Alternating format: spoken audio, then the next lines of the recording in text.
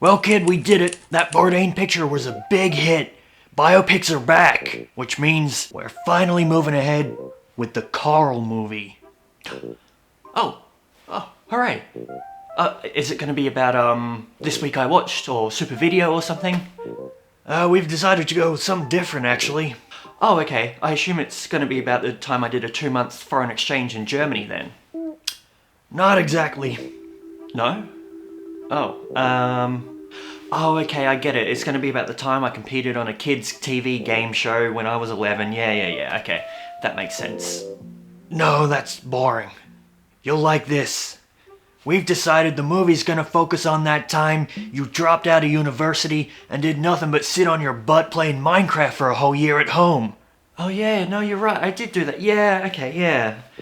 That's right, this week I watched director Matt Johnson's biographical film Tony, which follows the early life of the late Anthony Bourdain, as he discovers his passion for cooking whilst working in a Cape Cod seafood restaurant.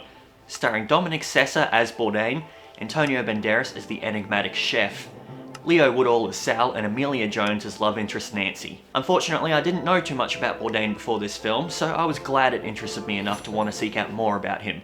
If not for the director being the same person who made one of my favourite films of this year, I don't know if I would have anticipated this film as much as I did, but I probably would have still enjoyed it all the same. It's a more thoughtful, quieter film than something like Johnson's previous film Nirvana the Movie, and it only proves his testament as a director that both work on an equal level of quality. I really admire how Johnson portrayed the younger Bourdain in this specific work, not standing off the edges to create a more sympathetic, unproblematic version of a real person, like some other biopics, but instead choosing to portray him as such. A real person.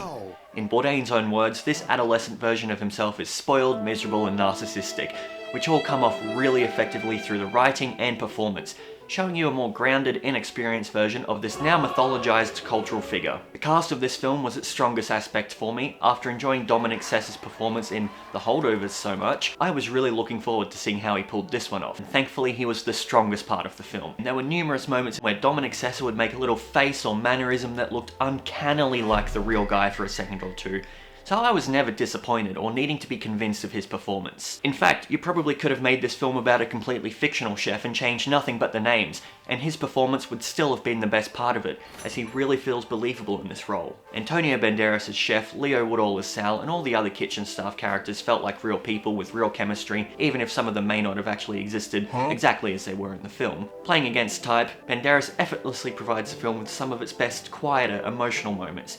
His connection with Tony and the various ups and downs which come with that are sold really well, and he plays the perfect wise old mentor character for this type of story. While Amelia Jones's role as Nancy seems entirely convincing to me as the driving force behind the younger Tony's initial choice to follow her to Cape Cod, and her chemistry with him is among some of the film's best. At points I couldn't help but feeling she was little more than just a story device to introduce some conflict and or some romance with Tony, which I frankly never found myself invested in, unfortunately, even if she was based on a real person. One of the film's other strengths to me is how little it actually hits you over the head with the whole biopic thing. Apart from one or two surf Dracula moments regarding his name, film otherwise has incredible restraint, not beating you over the head with the usual biopic cliches. It's hardly a biopic at all to its own benefit, as it creates an interesting enough retrospective story about a specific period of a real person's troubled youth, exclusively as they were before they became well known and successful. And while the plot of the film itself is not really anything to write home about, following the more typical coming of age beats,